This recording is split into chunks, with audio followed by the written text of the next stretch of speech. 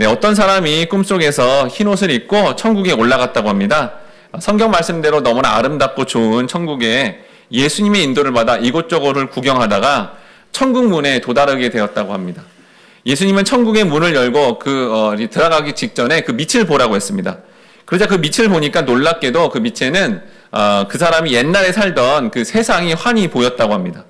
근데 자세히 보니까 사람들이 낭떠러지 같은 곳으로 이렇게 계속 가고 있었다라고 합니다. 그래서 그는 너무 안타까워서 그 길로 가면 낭떠러지에 떨어지게 된다고, 죽게 된다고 이렇게 소리를 쳤다고 합니다. 그런데도 그 사람들이 그 소리를 못 들은 채 계속 그 낭떠러지로 몰려가고 있었다고 합니다. 그때 예수님이 이 사람에게 말했다고 합니다. 너는 천국에 그대로 머물러 있겠느냐? 그렇게 물었자 그가 대답했다고 합니다. 저는 지금 곧 세상에 내려가겠습니다. 내려가서 그 낭떠러지로 내려가는 사람들을 구원하는 안내자가 되겠습니다. 저를 빨리 세상으로 보내주시옵소서 라고 막 소리를 치다가 꿈에서 깼다고 합니다. 그는 그 이후에 사망의 골짜기로 달려가는 사람들에게 영원한 생명의 길로 이 구원을 알려주는 천국의 안내자로 평생을 살게 되었다라고 합니다. 오늘 본문을 보면 이제 하나님께서 소돔과 고모라를 불과 유황으로 심판하실 때 이 롯을 구원하는 장면입니다. 세상 속에 거하는 성도를 향해 하나님의 구원은 어떻게 구체적으로 이루어질까요? 또한 성도는 세상 속에 살면서 이 하나님의 구원의 역사에 대해서 우리는 어떠한 믿음을 가지고 살아야 될까요? 창세기 19장 15절 말씀 한번 같이 읽어보도록 하겠습니다. 시작. 동틀 때 천사가 롯을 재촉하여 이르되 일어나 여기 있는 내 아내와 두 딸을 이끌어내라. 이성의 죄악 중에 함께 멸망할까 하노라. 네, 여기 동틀 때라는 것을 문자적으로 보면 그 아침이 올라올 때라는 그런 의미입니다. 즉 천사가 이제 방문해서 밤이 지나고요. 이제 새벽 아침이 되어서 이제 하나님의 본격적인 이제 심판이 진행이 될 거니까 이 천사가 롯을 어떻게 해요? 재촉했다라고 합니다. 즉 이 말은 여러분 하나님의 심판에 임박성이 그렇게 임했다라는 거고요. 곧 임하게 된다는 거죠. 롯의 사항이 굉장히 지금 긴박하게 됐다라는 겁니다. 즉 여러분 하나님은 이 땅을 살아가는 성도를 향해서 마지막 최종 심판이 임할 것인데 우리의 삶에 긴박함으로 그렇게 반응하기를 믿음으로 원한다라는 거죠. 요한계시록 여러분 18장 19절 하반절에 보니까 이 큰 성이여 바다에서 배부리는 모든 자들이 너의 보배로운 상품으로 치부하였더니 한 시간에 망하였도다라고 돼 있어요. 요한계시록은 여러분 마지막 심판 때를 기술하는 성경책인데 여기 보니까 사람들이 뭐 한대요? 상품들을 열심히 쌓아놓았다라고 합니다. 그런데 그곳에 어떻게 된대요? 심판이 임하는데 한 시간 안에 이루어진다고 하니 이 심판이 어때요? 굉장히 긴박하고 임박했다라는 것을 강조하고 있다라는 겁니다. 즉 여러분 우리는 오늘 본문과 이런 요한계시록의 말씀을 통해 이 땅에 우리가 보이는 것을 쌓아두면서 열심히 살아가는 삶도 있겠지만 이 하나님의 심판이 오늘이라도 바로 임할 것을 생각하면서 이 심판의 임박성, 긴박성을 가지고 믿음으로 살아야 된다라는 겁니다. 그러면서 여러분 천사는 소돔성의 죄악과 롯의 삶을 비교하면서 이 소돔성의 죄악과 함께 멸망할까 조심하라고 경고합니다. 성도는 세상에 살아가지만 세상 사람들과 똑같이 살아가기도 합니다. 그렇지만 똑같이 살아가는 과정에서도 반드시 뭐예요? 다른 반응, 세상 사람과는 전혀 좀 다른 반응이 나와야 된다라는 거죠. 그러면 여러분 하나님의 백성인 성도는 세상 속에 있지만 이렇게 전혀 다른 반응은 어떤 반응이 나와야 될까요? 창세기 19장 17절 말씀 같이 읽어보도록 하겠습니다. 시작. 그 사람들이 그들을 밖으로 이끌어낸 후에 이르되 도망하여 생명을 보존하라. 돌아오거나 들에 머물지 말고 산으로 도망하여 멸망함을 면하라. 네, 성도가 이 땅을 살아가는데 세상 사람과 다른 반응이 뭐예요? 바로 세상에서 뭐예요? 도망가야 된다라는 겁니다. 여러분 세상 사람들은 세상 속에만 있으려고 하지 도망갈 생각을 전혀 안 하는데 그 존재가 하나님 백성이라면 결국은 세상에서 도망가는 삶을 살아야 된다라는 겁니다. 그럼 여러분 우리가 세상 속에 살면서 예수님이 다시 오시는 최종 심판 때 이 도망가는 것을 구체적으로 어떻게 해야 되는 걸까요? 마태복음 24장 38절에서 39절에 보니까 홍수전에 노아가 방주에 들어가는 날까지 사람들이 먹고 마시고 장가 들고 시집가고 있으면서 홍수가 나서 그들을 다 멸하기까지 깨닫지 못하였으니 인자의 임함도 이와 같으리라. 노아 시대의 사람들이 세상 속에 파묻혀 살다 보니까 하나님의 심판이 임한다고 노아가 아무리 외쳐도 방주로 도망갈 생각을 전혀 안 합니다. 그들은 이렇게 홍수로 쓸려나가면서 죽으면서까지도 그 방주로 도망갈 생각을 전혀 하지 못했다라는 거죠. 즉 여러분, 세상 사람들은 하늘나라, 영생, 하나님 말씀, 심판이 임한다 이런 말씀에 전혀 관심이 없으니까 그냥 이대로 이 땅에 살다가 멸망을 당하는 것입니다. 그런데 여러분, 노아는 어떻죠? 하나님의 사람 노아는 이 당시에 노아는 뭐예요? 오히려 하나님 말씀을 믿음으로 세상으로부터 왕따를 당하고요, 모욕을 당하고 냉대를 당하고 업신여김을 당한다라는 거죠. 즉 성도는 이 세상에 살면서 하나님 편에 서게 됨으로 말미암아 점점 상처받기도 하고요, 핍박당하기도 하고요, 너무나 힘들어서 마음속에 뭐가 자꾸 일어나요? 난 구원의 방주로 들어가야 되겠다. 이 땅을 살아보니까 진정한 정말 만족과 행복이었구나. 진정한 만족과 행복이 있는 저 천국, 구원의 방주, 글로 도망가야겠다는 생각이 저절로 든다라는 겁니다. 즉 세상 속에 거함으로 성도는 고난을 겪게 되고요, 오히려 그것을 믿음으로 받아들임으로 방주 안으로 도망을 가는 과정이 된다라는 겁니다. 지금 소돔성의 죄악이 차고 넘쳐서 하나님의 심판으로 엄청난 고통을 이제 받을 것인데 그 자리에 가만히 있지 말고 이렇게 심판을 선포하는 말씀을 믿음으로 도망을 가라라는 겁니다.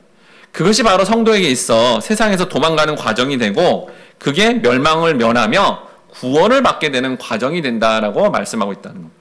그런데 여러분, 롯은 이러한 천사의 말에 다음과 같이 반응합니다. 창세기 19장 19절에서 20절 말씀 같이 읽어보도록 하겠습니다. 시작. 주의 종이 주께 은혜를 입었고 주께서 큰 인자를 내게 베푸사 내 생명을 구원하였사오니 내가 도망하여 산에까지 갈 수 없나이다. 두렵건대 재앙을 만나 죽을까 하나이다. 보소서 저 성읍은 도망가기에 가깝고 작기도 하오니 나를 그곳으로 도망가게 하소서. 이는 작은 성읍이 아니니까 내 생명이 보존되리이다. 롯은 천사의 말처럼 소돔성에서 벗어나 산으로 도망가기가 어렵다라고 그렇게 말하고 있습니다. 여러분, 롯은 왜 이렇게 긴박한 상황 속에서 주님이 그렇게 산으로 가라 그러면 이렇게 산으로 그냥 바로 가야 되는데 그 산으로 가지 못한다고 그렇게 말을 하고 있을까요? 여러분, 롯은요 이전에 소돔이라는 대도시 도시 생활을 주로 했습니다. 그렇게 살아다 보니까 산으로 가라니까 산에서는 도시에서만 이렇게 적용되어 있기 때문에 거기서는 도저히 어떤 삶의 풍요를 누릴 수 없을 거다라는 생각에 못 가겠다라고 한 겁니다. 아예 도망을 안 가겠다는 게 아니라 산은 못 가겠다라는 거죠. 그래서 이 롯이 산으로 가지 않기 위해서 설득력 있게 두 천사를 아주 이렇게 설득을 합니다. 뭐라 그러죠? 성읍이 있는데 소알, 작다라는 거죠. 그러니까 자기가 어떤 욕심을 내서 그런 게 아니라 최소한의 내가 도시 생활을 즐겼기 때문에 좀 도시 생활을 좀 할 수 있는 곳으로 가게 해달라고 그렇게 요구하고 있는 겁니다. 즉 롯은 도망가라는 제안을 받아들였으니 나에게 기회를 달라라는 식으로 간청을 하고 있다라는 거죠. 이 모습이 사실 우리의 모습이다라는 거죠. 근데 놀랍게도 하나님이 이러한 연약한 롯의 어떤 간청과 부탁을 이렇게 들어주십니다. 창세기 19장 21절에서 22절 말씀 보니까 그가 그에게 이르되 내가 이 일에도 내 소원을 들었은즉 내가 말하는 그 성읍을 면하지 아니하리니 그리로 속히 도망가라. 내가 거기 이르기까지는 내가 아무 일도 행할 수 없노라 하였더니 그러므로 그 성읍 이름을 소알이라 불렀더라. 롯의 소원이 지극히 이해타산적임에도 불구하고 천사들이 또 이 주님이 바로 수락해 준 것은 지금 심판이 곧 임하기 때문에 롯이 말한 거를 그대로 들어주었다라는 거죠. 동시에 여러분, 이 주님이 바로 롯의 자기중심적인 이 소원까지도 들어주시는 참 무한하신 은혜를 베푸시는 그런 하나님이다라는 것을 보여주고 있다라는 겁니다. 바로 여러분, 선택한 영혼에게는 주께서 이런 원인 없이 크나큰 은혜를 베풀어 주신다라는 거죠. 근데 여러분, 소돔과 고모라 성은 선택한 성이 아니기 때문에 바로 다음과 같이 심판을 하십니다. 창세기 19장 24절에서 25절 말씀 같이 읽어보도록 하겠습니다. 시작. 여호와께서 하늘 곧 여호와께로부터 유황과 불을 소금과 고모라의 비같이 내리사 그 성들과 온 들과 성에 거주하는 모든 백성과 땅에 난 것을 다 엎어 멸하셨더라. 여러분, 이 말씀을 자세히 잘 보면 그냥 하늘에서 불과 유황불이 떨어진 게 아닙니다. 잘 보면 어디서 떨어졌대요? 하나님께로부터 떨어졌다라고 되어 있죠. 그러니까 여러분 우리가 그냥 이 상식적으로 생각하는 것처럼 이 소돔과 고모라가 이 하늘에서 자연 현상처럼 불과 유황이 떨어진 게 아니라 누구로부터요? 하나님께로부터 떨어졌다라고 그렇게 성경이 표현하고 있고, 이렇게 정말 심판을 하나님이 직접 주재하셔서 행하고 있다라는 것을 그대로 알려주고 있다라는 겁니다. 또한 여러분 이게 심판이 얼마나 철저하고 완벽하게 되는지 거기 말씀해 보니까요, 거기에 모든 백성 또 땅에서 난 모든 것들이 예외 없이 다 어떻게 해요? 멸하게 되었다라는 겁니다. 여러분 실제로 역사 속의 그 사실을 보면 소돔과 고모라에 엄청난 불과 유황이 떨어짐으로 말미암아 그 당시 이렇게 생활하다가 그대로 그냥 그 모습대로 죽음을 맞이한 게 이제 그 증명이 되었고요. 이후에 거기가 완전히 함몰이 되어서 지중해보다 약 400m 더 낮은 죽음의 바다 안에 갇히게 되는 그런 장소가 되었다고 합니다. 우리는 여러분 이 말씀을 통해 그런 역사 속에 그런 일이 있었나 보다라고 하는 게 아니라, 여러분 이 소돔과 고모라를 자꾸 예수님도 그렇고 자꾸 언급을 해요. 바로 마지막 때에 이러한 모습으로 하나님이 실질적인 천국과 지옥의 심판을 한다는 게 추상적인 일이 아니라 실제 역사 속에서 심판을 통해 마지막에 최종적으로 이러한 정말 어마어마한 심판이 있을 거다라고 그렇게 선언하고 있다라는 거죠. 근데 겉모습은 하나님 백성이라고 하는데 이 심판의 말씀을 여러분 믿지 않고 또 이렇게 뭐 교회를 다닌다고 하지만 전혀 이 말씀에 대해서 반응하지 않는다면 바로 다음의 결과를 맞이하게 됩니다. 창세기 19장 26절 말씀 같이 읽어보도록 하겠습니다. 시작. 롯의 아내는 뒤를 돌아보았으므로 소금 기둥이 되었더라. 이런 롯의 아내가 뒤를 돌아보았다라고 합니다. 이 원어적 의미는 뭐냐면 주시하다, 관심을 보이다라는 거예요. 여러분 롯의 아내가 뒤를 이렇게 한번 딱 돌아봤다고 소금 기둥 돼서 죽었다. 그러면 이게 진짜 실제 성경 말씀대로 이러한 게 모든 지금 교회 다니는 성도들한테도 다 적용이 된다면 여러분 우리가 세상의 뒤를 안 돌아봅니까? 솔직히 돌아보잖아요. 그럼 우리도 어떻게 되는 거예요? 소금 기둥 돼서 다 죽어야 된다는 겁니까? 그렇지 않다라는 겁니다. 이런 그 의미를 얘기하는 게 아니라 지금 롯의 아내는 그 가치관과 세계관이 세상 속에 머물러 있었다라는 거예요.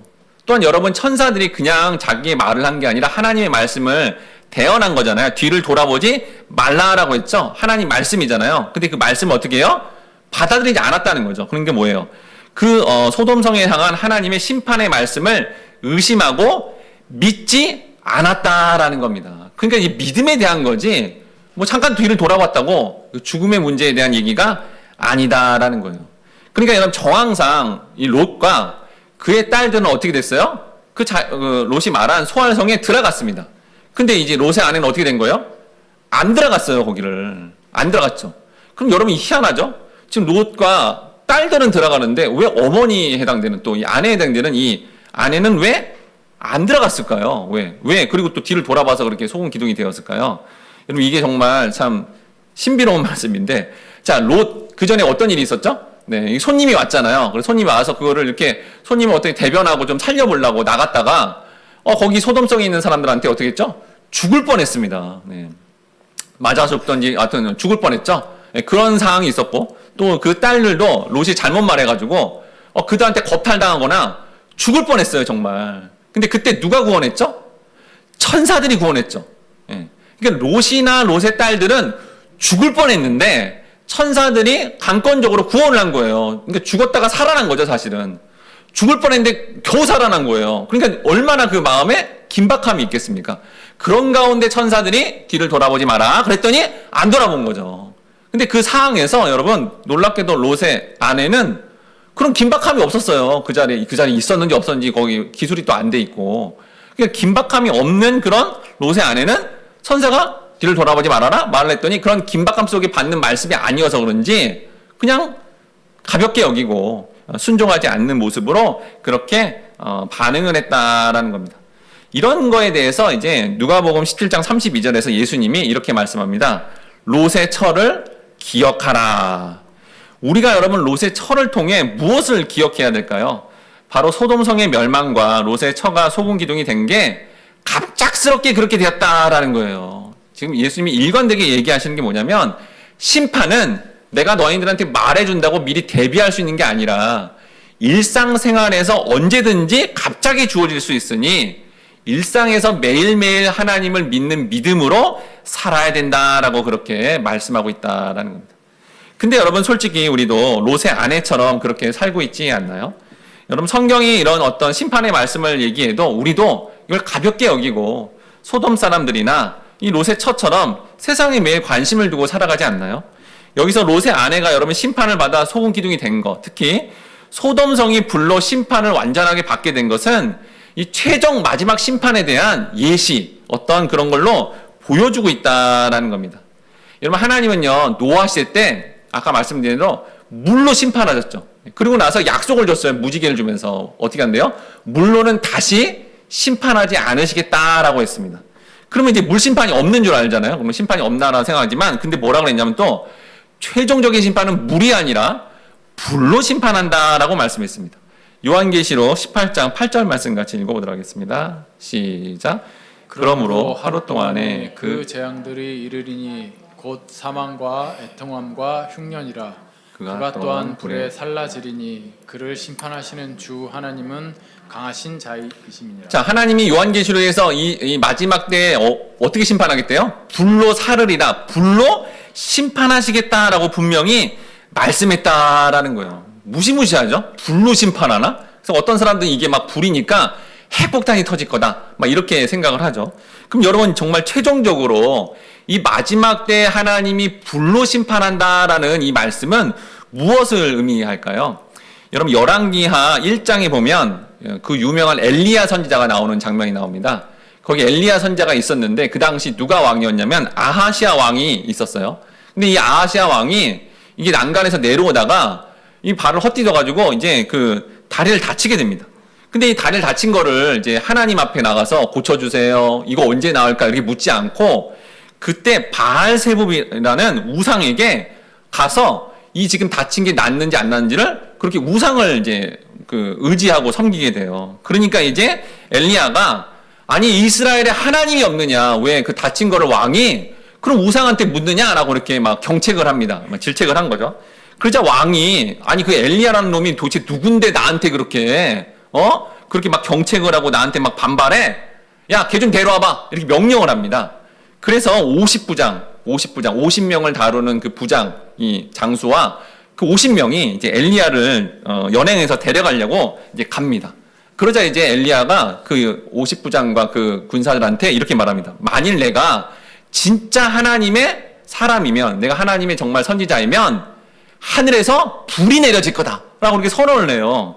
그랬더니 정말 그 말과 함께 실제로 하나님이 불을 하늘에서 내려가지고 거기 있는 50부장과 50명의 군사들이 불살라 죽음을 맞이하게 됩니다. 그러면 이제 엄청난 일인 거잖아요. 이게 다 소문이 났을 거 아니에요. 근데 또 왕이 야 다시 데려와. 그랬더니 또 50부장과 또 50명이 가요.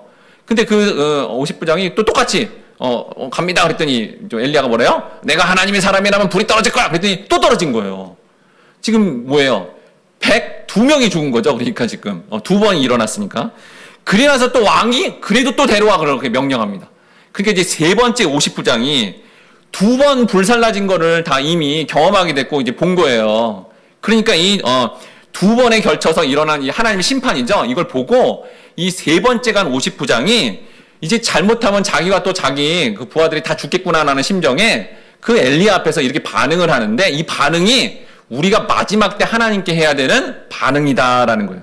열왕기하 1장 13절 말씀, 지금 불심판 가운데 이건 벗어나는 이 방법이 여기 안에 있어요. 같이 한번 읽어보도록 하겠습니다. 시작. 왕이 세 번째 50부장과 그의 군사 50명을 보낸지라. 셋째 50부장이 올라가서 엘리야 앞에 이르러 그의 무릎을 꿇어 엎드려 간구하여 이르되 하나님의 사람이여 원하건대 나의 생명과 당신의 종인 이 50생명의 생명을 당신이 귀히 보소서. 자, 하나님의 심판을 실제로 믿음으로 이제 그 엘리야를 무조건 연행하고자 하는 게 아니라 어떻게 해요? 이제 이 세 번째 50부장이 무릎을 꿇고요.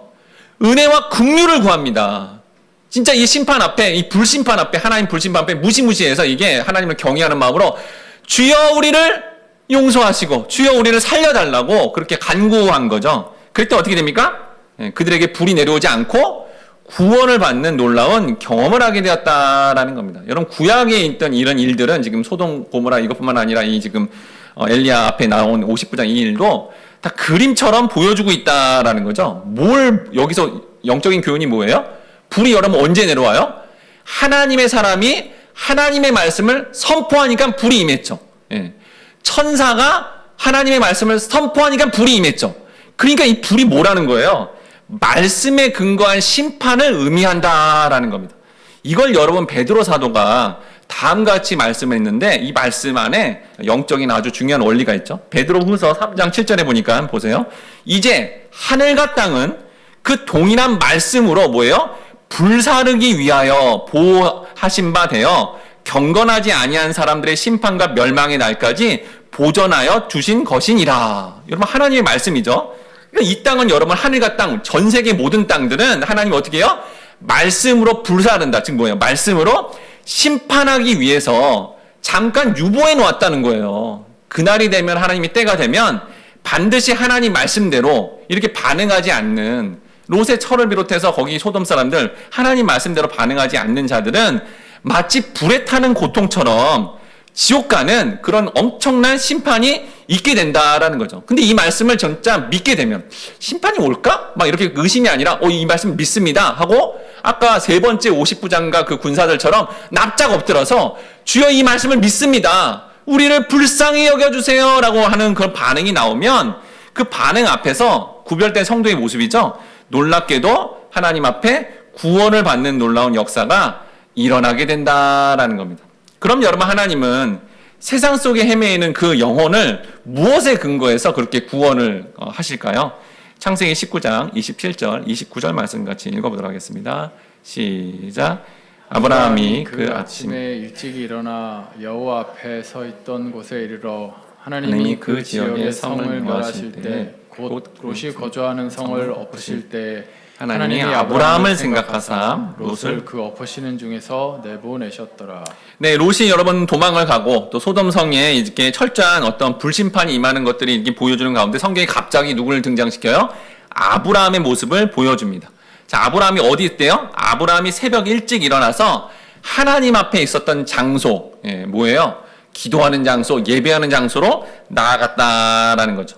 이전에 여러분 아브라함이 소돔성을 놓고 어떻게 했죠? 그 소돔성에 살고 있는 조카 롯이 살아나도록 그 영혼이 구원받도록 기도했죠. 그리고 믿음으로 중보기도를 열심히 했다라는 겁니다. 그런데 그 기도 이후에도 여전히 아침에 일어나자마자 주여 저 성, 또 주여 저기 롯의 구원을 위해서 기도하고 믿음으로 반응했다라는 거예요. 여러분 우리가 세상 속에 묻혀 살 수밖에 없지만 그냥 눈만 뜨면 유튜브를 비롯해서 이게 세상의 어떤 문화들을 이렇게 접할 수밖에 없지만 우리는 문득문득 하나님을 믿음으로 그 자리에서도 여러분 기도해야 되고요. 또 말씀을 묵상함으로 세상의 세태 속에서 그냥 다 쓸려 내려가는 게 아니라 여기 본문에 아브라함이 보여준 것처럼 여호와 하나님이 함께하는 것, 하나님의 말씀, 기도의 자리, 일상에서도 꼭 찾는 그런 믿음의 반응이 반드시 나와야 된다라는 거예요. 이게 세상 속에 거하는 성도의 모습이다라는 거죠. 근데 여러분 여기 롯이 어떻게 구원을 받는지 말씀 속에서 나타나고 있습니다. 뭐라 그러죠? 하나님이 어떻게 해요? 아브라함을 생각하사 롯을 구원했다라는 얘기를 해요. 여러분 하나님이 아브라함 이렇게 아브라함의 얼굴을 생각해서 그래 아브라함 때문에 롯을 구원해야 되지 이렇게 생각을 한 건가요? 여기 이제 아브라함을 생각했다라는 건 뭐예요? 여러분 항상 하나님의 전능하심은 뭐하고 연관된다 그랬죠? 언약이요, 언약. 하나님이 아브라함과 뭐 했어요? 언약을 맺었잖아요, 언약을. 그 언약의 핵심이 뭐예요? 너의 자손, 너의 씨, 제라, 너의 자손을 통해서 내가 구원을 일으킨다. 그리고 이렇게 많은 자손을 줄 거다라고 이렇게 약속했잖아요. 그럼 이 자손이 뭔데요? 자손이 씨, 제라. 마태복음 1장 1절에 아브라함의 자손 누구예요? 예수 그리스도인 거죠.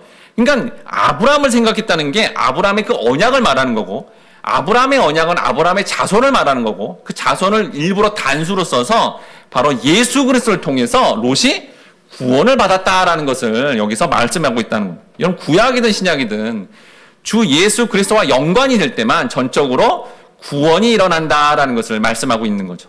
그런데 소돔성으로 도망가서 자신이 바라는 대로 작은 이 소활성에 들어갔던 롯은 다음과 같이 반응합니다. 창세기 19장 30절 말씀 같이 읽어보도록 하겠습니다. 시작. 롯이 소알성에 거주하기를 두려워하여 두 딸과 함께 서얼에서 나와 산에 올라가 거주하되 그 두 딸과 함께 굴에 거주하였더니. 여러분 결국 보세요. 하나님이 어디로 가라 했죠? 원래 산으로 도망가라 그랬죠. 근데 롯이 뭐예요? 막 핑계대면서 이렇게 작은 성, 그 소알로 도망간다고 이렇게 얘기를 했는데 결국 어떻게 된 거예요?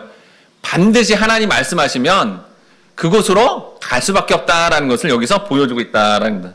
또한 여러분 롯이 그냥 천사의 말을 들을 때는 그런가 보다 했어요. 아, 이렇게 큰 대도시 같은 소알성이 어떻게 멸망을 하겠나 의심이 들었던 거죠. 근데 실제로 거기에 막 불이 떨어지고 정말 유황이 떨어지면서 멸망하는 그거를 이제 보니까 깜짝 놀란 겁니다. 진짜 그렇게 일어나네. 그리고 또 어떻게 됐어요? 자기의 아내가 바로 소금 기둥이 되어서 죽은 거에 드러나 버리니까 너무너무 두려웠다라는 겁니다.